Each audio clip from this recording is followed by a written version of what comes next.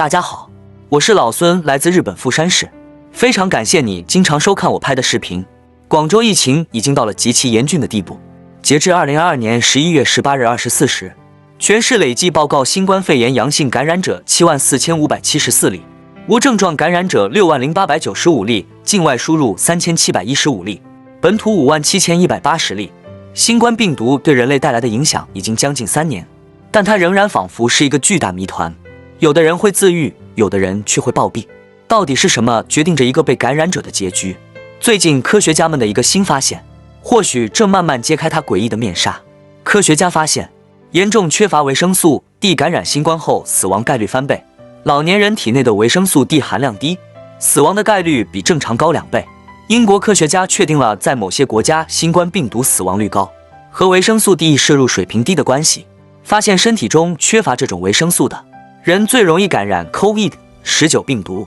我们发现维生素 D 摄入水平与 COVID-19 病毒病例数量，尤其这种感染性疾病导致的死亡率之间存在明显关联。最容易感染新冠病毒的人群，也是最缺乏维生素 D 的人群。研究报告指出，老年人中体内的维生素 D 含量低，尤其在西班牙、意大利和瑞士这些国家。美国研究者则表示，严重缺乏维生素 D 的新冠患者产生重大并发症和死亡的概率是体内含有充足维生素 D 的患者的2倍。上个月，来自伊丽莎白女王医院基金会信托基金和英格兰东英吉利大学的研究人员就已经发现了维生素 D 水平低与新冠病毒病死率之间存在联系。在美国路易斯安那州，非裔美国人占新冠死亡人数的70%。由于深色皮肤吸收阳光较少，黑人会比其他人种更易缺乏这一维生素。在波士顿地区收容所147名感染者全为新冠无症状感染者。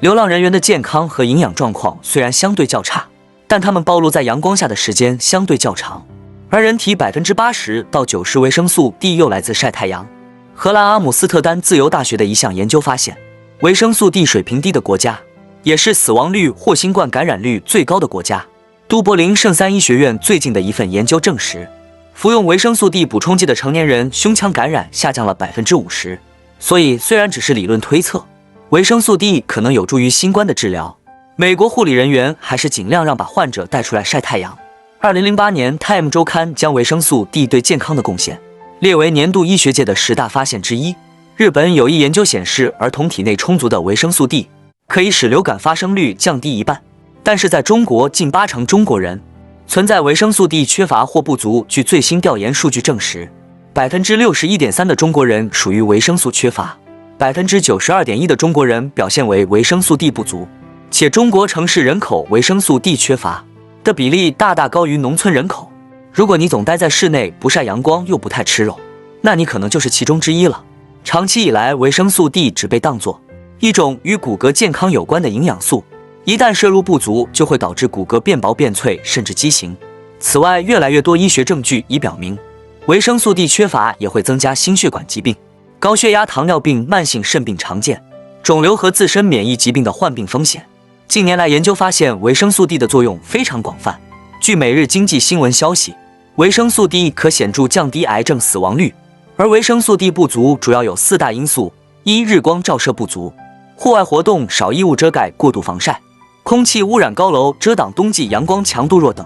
二、维生素 D 摄入不足，膳食不合理，动物性食物摄入少；三、需要量增多，孕妇、婴幼儿期、青春期等对维生素 D 和钙的需要量增多；四、疾病和药物影响，肝肾及胃肠道疾病影响维生素 D 吸收和利用，苯妥英钠、苯巴比妥、利福平、糖皮质微素等，加速维生素 D 的分解和代谢。很多人都知道补充维生素 D 要多晒太阳，90%以上的维生素 D 是靠人体皮肤在紫外线下光合作用而成。天然食物中维生素 D 含量通常较低，光靠食物摄入是不够的，大家可以选择吃一些维生素 D 补充剂。但是注意了，维生素 D 虽然好，也不能补得太多，具体的还是要谨遵医嘱，给身边的人看看，传递健康，传递温暖。愿您健康长寿。